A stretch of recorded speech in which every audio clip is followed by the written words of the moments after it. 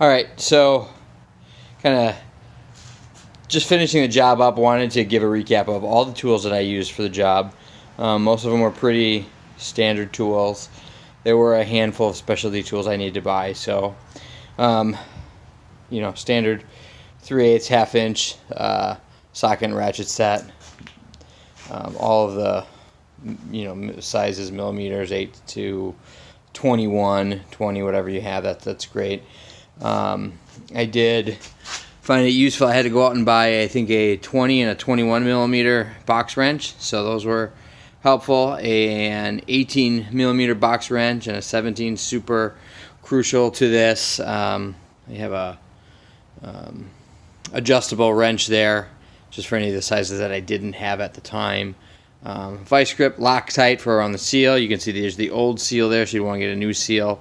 Very important, this 36 millimeter double hex for the collar nut. To pull off the axle. There's the old collar nut. That's going to be critical. You're not going to get anywhere without that. And also, cold chisel set. You're going to need that to bend the collar nut out in order to back it off of the axle. Moving on, I have this hub puller or pusher tool, whatever you want to talk about. Just standard. Got it off, I think, Dav Auto or Harbor Freight, can't remember. I'll put some links to all these parts that you're going to need, these specialty ones especially.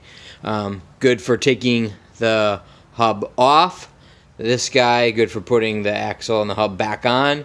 This one is the CV axle puller wheel bearing hub installation kit, and it is specific to the modeling year of this BMW.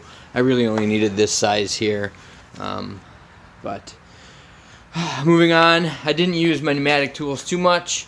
That did come in handy if you don't have it. As long as you have a good breaker bar, you'll be fine. Gas map gas or propane, that will be helpful for heating up any tough bolts. Same with the brake fluid, kind of using that as penetration fluid. WD-40, I don't know if I really use that, to be honest with you. Seal puller, that's a seal puller I used to yank the seal out of the rear differential. I did buy a 3-prong kind of jaw puller. That was more trouble than it was worth. I'll be returning that. So that right there and a little bit of elbow grease, you'll be fine. Metal hammer, rubber mallet. Rubber mallet's going to be crucial for pounding things in. You don't want metal ends damaged. A nice pry bar set, that'll help you out. Trim removal tool, very helpful for getting under the passenger side to relieve the air pressure from the air suspension and disconnect the power from the air suspension. And then last but not least, 2 hydraulic jacks. It was great to have those, just moving them around, supporting the hub, supporting the rear carriage as needed. And I also did have a jack stand that the car sits on while I'm working on it. So that, a nice shop light if you're in the cold areas, propane tank and torpedo heater. And that will be the arsenal that you'll need to accomplish this, along with some guts and some faith in yourself. And yeah, we'll get into the actual mechanics of taking this apart next. Alright, we're going to walk through removing a rear output shaft on a 2008 BMW X5 E70. So to get started here, I just pulled off the tire. Pretty simple procedure. Got the jack stands on. I want to preface this by saying I did a lot of research on how to pull this out and how to do this, and there's not a whole lot of resources out there for an E70, the previous chassis there are, so the procedure is a bit different on this model.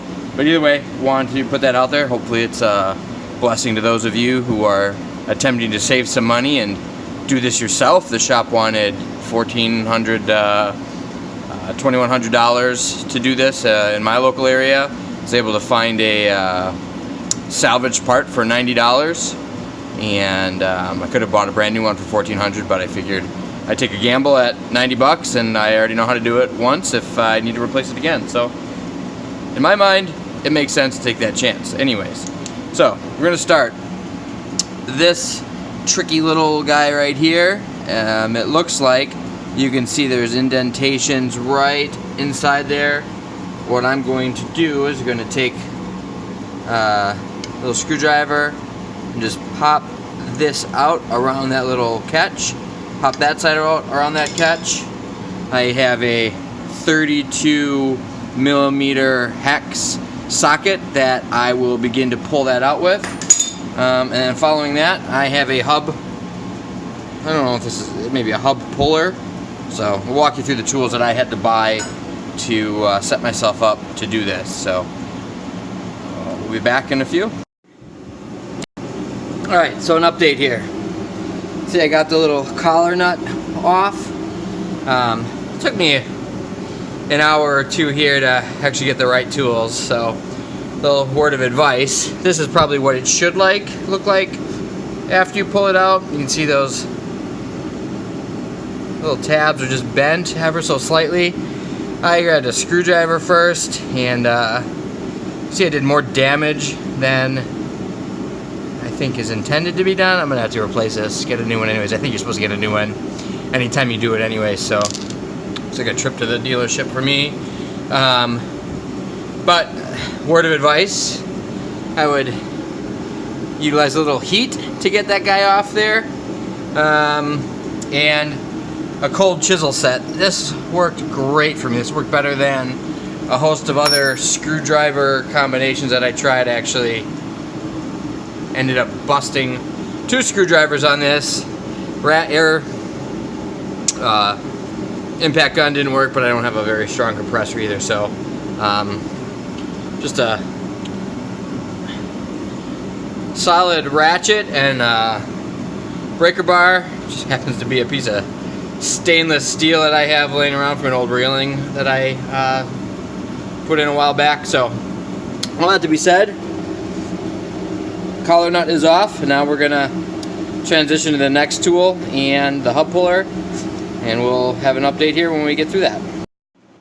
Okay, so I got the hub puller on here. It's supposed to push in on the spindle of the axle and pull this hub forward. However, because you have all the suspension arms tied onto it, there's not a whole lot of room or places for it to go. So what I've been doing is removing these tie rods here. Drop that one out, and then hopefully some of these lower carriage bolts. So when I push this, this will actually pull it out, and I can move this to the side and then start to pull the axle out. So that's the plan. We'll give you updates as we go. Alright, so we are a little bit further into this. So it's become very apparent that we need to remove basically this hub assembly from the rear carriage here. Flashlight. Carriage being this piece that connects the underside of the drive shaft to the hub and rotor assembly. So what I've done is I've disconnected this top, that top. Ran into a problem with the wrong size wrench, so I didn't have that one.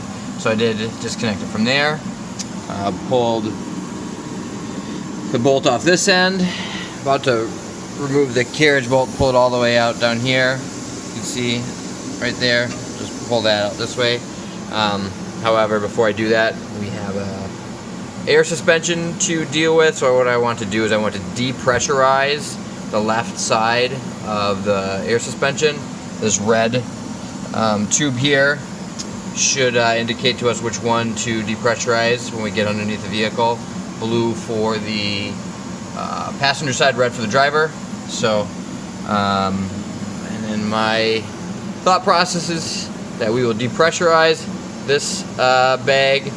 I can finish pulling out this carriage bolt here, and then I will use this hub puller to disconnect the rear hub from the output shaft, and then we can start to pull that.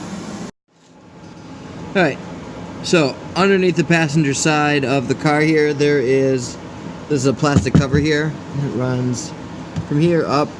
You can see there's a couple of these little plastic nuts. Remove those. We're going to pull this down to get at the air suspension controls, where we'll disconnect the power. We'll use a 10mm wrench to relieve the pressure on the red airline, which goes to the driver's side, and then we can get back to pulling the axle. So once we get this down, we'll show you that. Alright, so here we are underneath. Going to disconnect this. This will keep the air pump from the air compressor from kicking on, which will be helpful because we want to let the pressure out. So going to pull back on this guy. Probably need to get in there and finagle that. So I guess I'm gonna need two hands. So I'm gonna get there, and then we're gonna back this compression fitting off very slowly. We'll hear the air release. Probably won't be able to do that with while holding the camera on as well. So just know that this is happening and that's happening in that order. First this, then that. All right. So pulled out the very large carriage bolt from underneath the hub assembly. Obviously we have that tie rod is out, this guy's out, a jack here holding the weight of this guy up. So now, now that we have the pressure out of the airbag, you can see there's a little notch here. I just gave this guy a little bit of a twist and it came out. Oop. Looks like it comes out from up there too. So now it's disconnected. So theoretically, I should be able to use this tool to thread it in and push that spline out and pull it forward. So that's the idea we're going for here. Okay, so was able to get the axle out. Needed to actually take the whole hub and tilt it to the up and back towards the back and top of the car in order to fit the spindle end out here. So did have to bend it a little bit, so getting it back in is going to be a little interesting. I'll probably feed this front end in first, try to get some room, and then feed it into the differential after. Well, actually, I don't know. I guess we'll see. I'm not quite sure. But successfully able to pull it out. Didn't have to use a pry bar. Once I got this end out, I was able just to tug it out with my hands. No slide hammer, nothing. Did have to tug a few times, but it eventually just came right out. So the next step is going to be pulling the dust cover off, replacing the seal. I think the seal is inside there. I'm going to have to take a look. And putting the new shaft in there. So this job is definitely not for the faint of heart. I've definitely felt faint of heart more than a few times here. So halfway through, so probably about 5-6 hours into it. Granted, I had some tricky bolts and trying to figure it out on my own. So hopefully this will help you do it a lot faster than it's taking me. So, all right. So replacement drive shaft is here. Just a couple notes. So I did take the dust cover off of the old one.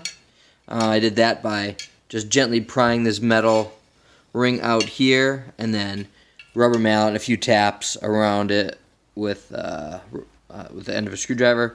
This popped off. Put the dust cover back on. Put this little aluminum piece back on, just a couple taps on each side with a screwdriver and a rubber mallet, and we're good. So next step is going to be to pull out the seal. We'll replace the seal, and then we'll start getting back to the road to recovery here. Alright, so I got the new seal put in. kind of want to walk you through the process that I took for removing the old one. So I don't have the camera up under there because it's just a hard angle to be under there with the camera.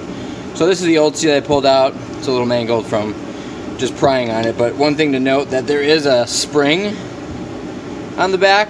This is a perfect circle before. There's a little lip there, so that's nice to keep it from popping out when you're putting the new one in. But when you pull this seal out, make sure this spring is either attached to the back or you fish your finger in there and pull it, or if it falls out, great, because you don't want that bouncing around inside your differential.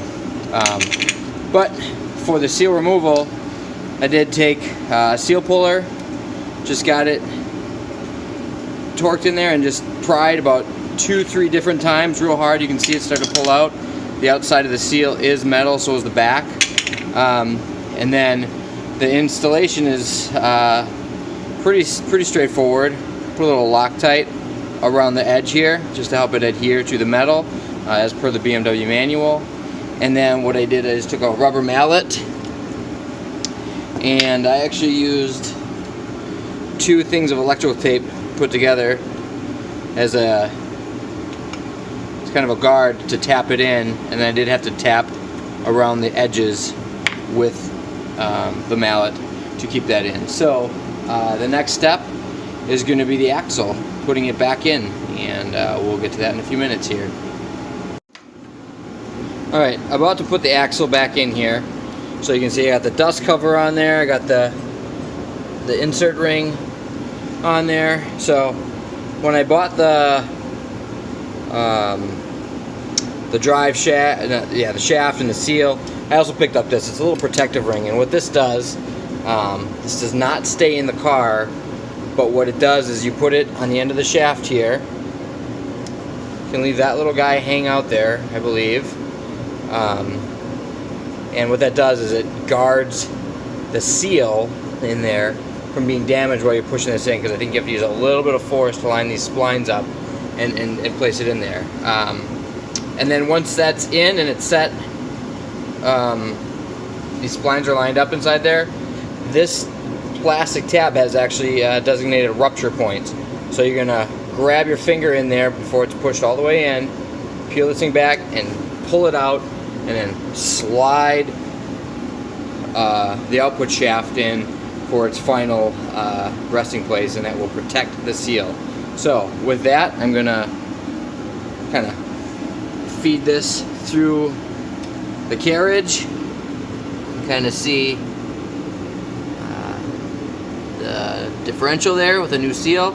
So we're going to feed it in there, and then we're going to just carefully, with some patience, tuck the front end of this spindle back in here, and then we'll swap out for another tool. We'll pull that back through the hub.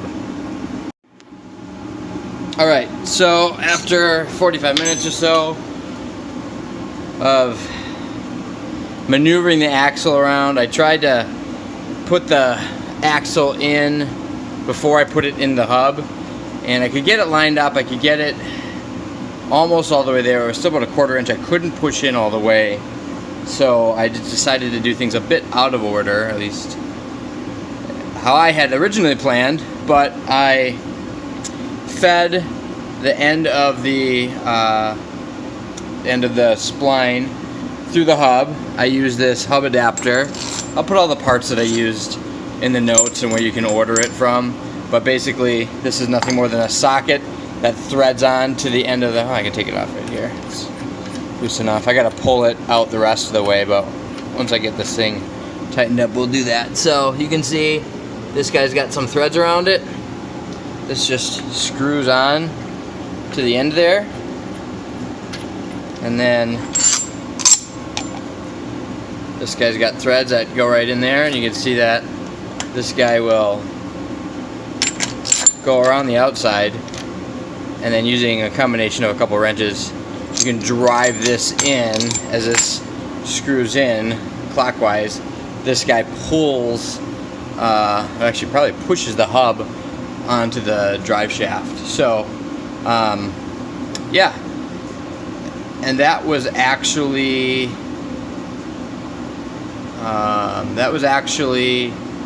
what drove, well, once I got it straightened out, I was able to kind kind of push with my body weight on this hub to drive that drive shaft into the into its final spot, into the output shaft. So maybe I'll try to get under here and show you what I'm talking about. There we are. So this is that dust cover. Before there was about a 1/4 inch gap. So pushing with my body weight was actually able to slide it all the way in. So we got a new seal in there, dust ring. Got this guy's all in. Sorry for the poor camera work, but just wanted to show you. So the next thing is going to be, I'm going to straighten that air spring out there. Obviously it's a little wobbly, but once I secure all these other bolts around the sides, this thing should be ready set to go. One note of caution is you don't need to pull this. Well, I guess I'm not sure. I pulled this strut bolt off, which did give me a little bit more flexibility. If you don't have to pull it, I wouldn't recommend it because I did snap the bolt off. So I'm going to need to get some MAP gas and a stud extractor to gently work that guy out. But other than that, I think we're on the road to recovery here. So we're going to reattach the hub and the assembly, and we'll see what happens. And I'll pull this out. I'll probably give another video of the final adjustment to bring that so it's true, but I just want to get everything hanging where it should be first and foremost, and then we'll do the final adjustment. You can see that tool in action. Okay, so we have all the tie rods, all the suspension pieces are tightened up. So now I want to show you this hub puller. So it pulls the spindle through the hub. So you can see I've already screwed this piece on here. I hand screwed this in, threaded this in, and now what I can do is I can move that in there, and then just kind of maybe set the depth a little bit here. Keep that.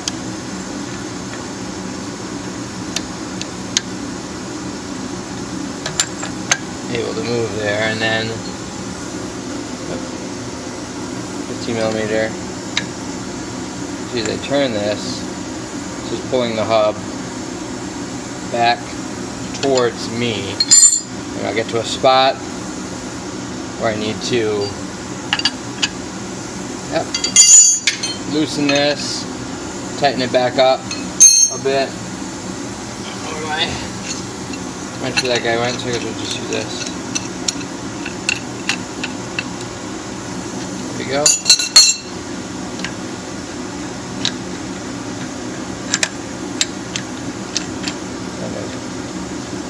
Unscrew this guy. Kind of see the status. Let me get my light here. See the status of those splines have a way to go, I think.